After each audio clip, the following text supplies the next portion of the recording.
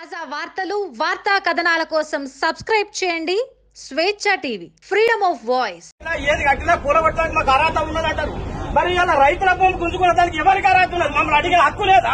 Municipal గాని వాళ్ళు CM గాని వాళ్ళకి ఇచ్చేది శరం ఉన్నోళ్ళు అయితే రైతుల ముంగట వచ్చి మేము ఓట్లు వచ్చినాం మీ తాడికి మా పరిస్థితి ఏందని మమ్మల్ని అడగాలి.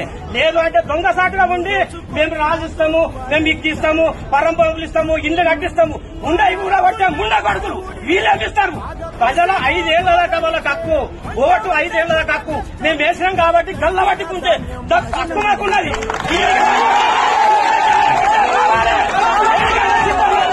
మాకు రావాలి ఓటయ్యా, నీకు అది ఇస్తా ఇది ఇస్తా, నీకు పరనిస్తా గది కాదు.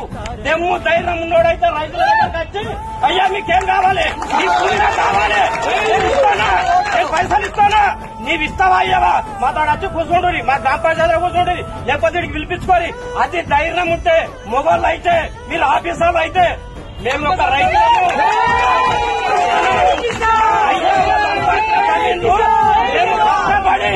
కష్టపడి సంపాదించుకున్న జమీను ఇలా ఏసీ రూమ్ లా కూర్చోండి, నేను అది బేరం పెడుతున్నా, వారికి 1 లక్ష రూపాయలు ఇస్తానా, వీడు నా టీఆర్ఎస్ వాడు, నీ దమ్ము ధైర్యంతో అతడికి రా వచ్చి నీ జమీన్ ఇస్తావా, నువ్వు బేరమాడు, అది నీకు తెలివి.